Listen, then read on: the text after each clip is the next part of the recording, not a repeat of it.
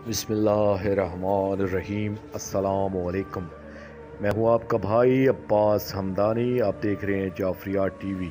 आज का हमारा मौजू है काफ़िला पाक तस्लीम व रज़ा का सफ़र मशहद अल दक्ता।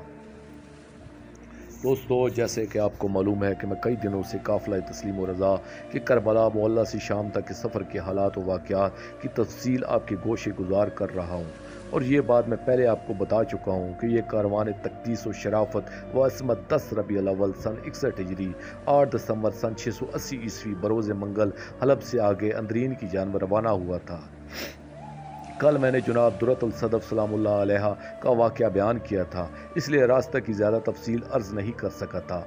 आज आपको ये बताना चाहता हूँ कि हलब से रवाना होते ही ज़ालिमीन ने किसी मुमकिन ख़तरा के पेश नज़र सीधा रास्ता छोड़कर हलब के जनूब मगरब की तरफ कोए जोशन के दामन के साथ साथ सफ़र शुरू कर दिया, क्योंकि ये जल्द अज जल्द हलब से दूर निकल जाना चाहते थे। जबल जोशन नामी इस पहाड़ का कदीम नाम तो जबल हलब था, मगर बाद में ये पहाड़ शिमर जुलजोशन मलौन के नाम से जबल जोशन मशहूर हो गया था। जबल जोशन में सुर्ख तांबे की कान थी, जो तांबे की फरामी का बहुत बड़ा ज़रिया थी, और वहाँ के लोगों का वाद ज़रिया माश भी। ये तांबा आला किस्म का होने की बना पर पूरे अरब में मशहूर था। तांबे की इस कान के साथ ही इस पहाड़ के दामन में एक कबा मुबारक आज भी नज़र आता है, जिसके 2 छोटे छोटे गुम्बद हैं। ये गुम्बद पहले सैफुद्दौला हमदानी के दौर में बने थे, उसके बाद सुल्तान अब्दुल हमीद सानी ने इसके बाकी हिस्से बनवाए थे।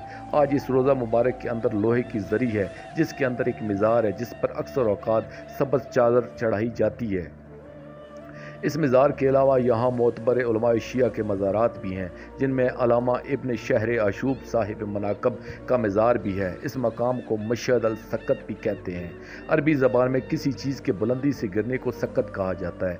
दुश्मनान अहले बैत ने इस लफ्ज़ सक्कत को अपनी गलीज़ जहनीत के इज़हार का ज़रिया बनाते हुए कुछ तौहीन आमेज़ रवायात घड़ी हैं, जिनका हकीकत से कोई तलक नहीं है। मैं अपनी कुतब के तमाम क़ारीन मोहतरम पर वाज़ा कर देना चाहता हूँ कि ख़ानदान तौहीद और रसालत अलैहिस्सलातु वस्सलाम के मुताल्लिक़ कोई तौहीन अमेज़ बात कहना कुफ्र और जुल्म अजीम है। इसलिए हमें ना सिर्फ ऐसी बातों से इज्तनाब करना चाहिए, बल्कि जहाँ तक हो सके हक़ाइक़ को सामने लाते हुए ऐसे ही बातों की भरपूर अंदाज में तरदीद करना चाहिए। ये भी एक हक़ अबदियत है। इस कबा मुबारक का राज सन 345 हिजरी में मुनकशफ हुआ था। इस ज़माने में हलब का हाकम सैफुल दौला हमदानी था। इसने हलब शहर से बाहर जनूब मगरब की तरफ एक पहाड़ की बुलंदी पर अपने लिए एक बुलंदो बाला महल तमील करवाया था। जब कभी रात को बारिश होती तो ये उस महल की बालाई मंजिल की बारादरी में बैठकर बारिश के मनाजर से लुत्फ़ अंदोज़ हुआ करता था। एक रात इसने देखा कि जबल जोशन से एक नूर सातः होकर दामने को में एक नशीनी मकाम पर नाजल हो रहा है, जिसकी वजह पूरी वादी नूर से मामूर है। ये काफ़ी देर तक मुशाहिदा करता रहा, मगर असल बात इसकी समझ में ना आ सकी। सुबह होते ही उसे ये बात भूल गई। कई दिन बाद फिर बारिश हुई तो ये हस्ब मामूल बारिश का नज़ारा करने के लिए अपने महल की बालाई बारादरी में जा बैठा। उस वक्त इसे दोबारा इसी मकाम पर नूर इलाही का मुशाहिदा हुआ। ये बहुत हैरान हुआ और सोचने लगा कि सुबह इंशाल्लाह मैं ज़रूर इस मकाम पर जाकर पता करूँगा ये कौन सी जगह और इस नज़ूल अनवार इलाही का राज क्या है। मगर दूसरी मरतबा भी सुबह होते ही ये बात इसके ज़हन से महव हो गई। फिर कुछ दिनों बाद जब तीसरी मरतबा से वही मुशाहिदा हुआ तो ये अपने अमरा और वज़रा को लेकर इस मकाम पर जा पहुंचा। सैफुल दौला अभी उस मकाम के कुछ दूर था कि अपने घोड़े से उतरकर पैदल चलने लगा। इसके अवान इक़्तिदार भी इसके तबा में घोड़ों से उतर गए। जब ये सब लोग ऐन इस जगह पर पहुँचे कि जहाँ अनवार का नज़ूल होता था, तो वहाँ इन्हें कोई काबिल ज़िक्र चीज़ नज़र ना आ सकी। वो एक गैर हमवार ज़मीन थी, जिसके साथ कान में जाने वाला कदीम रास्ता था। सैफुद्दौला हमदानी ने हुक्म दिया कि करीब की आबादियों के तमाम बुज़ुर्ग अफराद को जमा करके मेरे रूबरू पेश किया जाए। इसके सिपाही तमाम बुज़ुर्ग रात को लेकर इस ले आए। उसने उन तमाम बुज़ुर्गों से दरियाफ़्त किया, क्या तुम में से कोई शख्स इस मकाम मुक़द्दस की हकीकत से वाक़फ़ है, जो बज़ाहिर एक नामुराद सी जगह है? उन लोगों ने जवाब दिया कि हमें असल हकीकत का तो इल्म नहीं है, मगर हमारे बुज़ुर्ग कहते थे जब कभी रात के वक्त बारिश हो तो इस मकाम पर एक नूर नाज़ल होता है।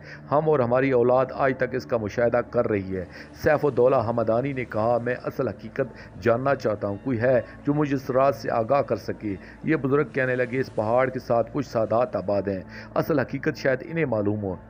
اس نے فوراً حکم دیا کہ سادات میں سے بزرگ افراد کو نہایت ادب و احترام سے گزارش کریں کہ وہ یہاں تشریف لائیں تاکہ میں اس مقام کی اور یہاں نزول انوار الہی کی حقیقت کو پا سکوں۔ واضح رہے کہ یہ غیبت کبریٰ کا دور تھا اور عباسی ملاعین کے خوف سے اکثر سادات عظام آبادی سے دور پہاڑی وادیوں میں چھپ کر رہا کرتے تھے۔ حلب کے حاکم سیف الدولہ حمدانی نے اپنے پیادہ سادات کی طرف روانہ کیا، دوسری طرف حکم دیا کہ اس مقام کو کھودو، شاید کوئی حقیقت سامنے آئے۔ فوجیوں نے کدالوں سے وہ جگہ کھودی تو 2-3 فٹ کی گہرائی سے ایک پتھر برآمد ہوا جس پر لکھا ہوا تھا کہ ھذا قبر الحسن بن الحسین بن علی ابن ابی طالب علیہم الصلاۃ والسلام۔ کچھ صاحبان انصاف نے اس شہزادے کا نام جناب محسن علیہ السلام بھی لکھا ہے۔ جس وقت یہ کتبہ برآمد ہوا تو سیف الدولہ حمدانی نے اسے دیکھتے ہوئے روتے ہوئے کہنے لگا، یہ بات میری سمجھ میں نہیں آ رہی کہ کہاں مدینہ اور کہاں حلب۔ اب تو یہ معلوم کرنا بہت ضروری ہے کہ یہ پاک شہزادہ یہاں کیسے اور کن حالات میں تشریف لائے تھے، یہاں ان کی شہادت اور تدفین کے اسباب کیا تھے اور ان کا مزار یہاں کیسے بنایا گیا ہوگا۔ ابھی یہی گفتگو جاری تھی کہ دامن کوہ میں رہنے والے سادات عظام اپنے بزرگوں کے ہمراہ تشریف لے آئے۔ حاکم نے ان کا مؤدبانہ استقبال کیا اور اپنے ساتھ مسند پر بٹھایا۔ انہوں نے اس مزار مبارک کی حقیقی تفصیل سے سیف الدولہ کو آگاہ فرمایا۔ آگاہ ہونے کے بعد اس نے یہاں ایک قبہ مبارک تعمیر کروایا جو آج بھی زیارت گاہ مومنین و ملکوت السما ہے۔ جس وقت جناب سیف الدولہ حمدانی نے اس بارے میں استفسار کیا تو ان میں سے ایک بزرگ سید نے شدت سے روتے ہوئے فرمایا، ہم آپ کو اپنے اجداد طاہرین علیہم الصلاۃ والسلام کہ کون کون سے دکھ سنائیں، کیونکہ دکھوں کی انتہا ہے۔ حقیقت یہ ہے کہ یہاں اس مقام پر شہزادہ علی اکبر علیہ الصلاۃ والسلام کی چھوٹے معصوم بھائی کا مزار عطر ہے۔ جس وقت قافلہ تسلیم و رضا کربلا سے شام کی طرف سفر کر رہا تھا تو دوران سفر وہ حلب سے روانہ ہو کر یہاں سے گزر رہا تھا۔ اس وقت یہ پاک معصوم شہزادہ علیہ الصلاۃ والسلام محمل میں اپنی پاک والدہ گرامی کی آغوش عاطفت میں موجود تھا۔ حلب کے لوگوں کی طرف سے ممکنہ خوف اور خطرہ کی وجہ سے ظالمین نے اونٹوں کو تیز تیز دوڑانا شروع کر دیا کیونکہ وہ جلد از جلد اس علاقے سے دور نکل جانا چاہتے تھے۔ اسی دوران اس معصوم پر پیاس کا شدید غلبہ ہوا تو انہوں نے اپنی پاک ماں سے پانی طلب کیا۔ ان کی پاک ماں نے دلاسا دیتے ہوئے فرمایا کہ بیٹا صبر کرو۔ اس وقت جبل جوشن سے کئی مزدور کام کر کے اسی راستے سے واپس آ رہے تھے۔ شہزادے نے پاس گزرتے ہوئے ان مزدوروں سے پانی طلب کیا مگر ملاعین ازل نے انہیں اتنی مہلت بھی نہ دی کہ وہ پانی لے سکتے کیونکہ اونٹ تیز دوڑ رہے تھے۔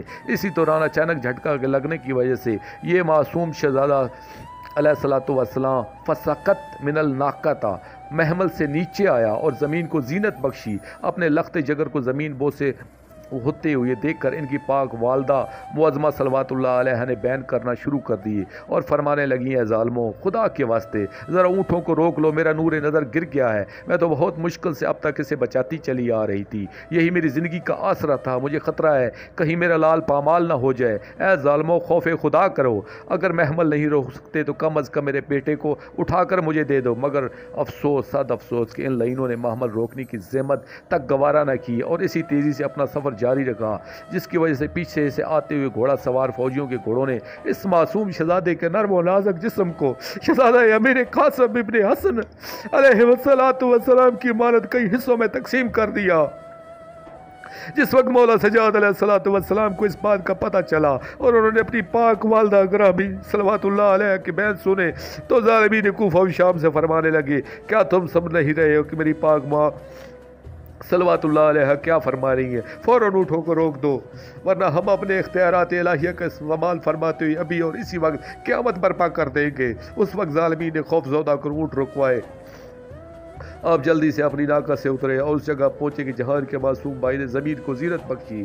جہاں پہنچ کر انہوں نے دیکھا کہ پردہ پوش پاک مزدور صلوات اللہ علیہ نے اس معصوم شہزادے کو اپنی گود میں لے رکھا تھا، مگر اس وقت تک یہ پاک شہزادہ جہان فانی سے رخصت ہو چکا تھا۔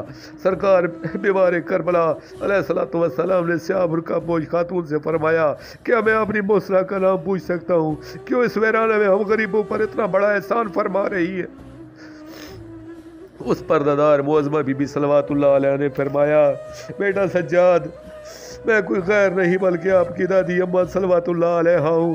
اپنی بہو بیٹیوں کے ہمراہ کربلا سے صوبات سفر برداشت کرتی چلی آ رہی ہوں۔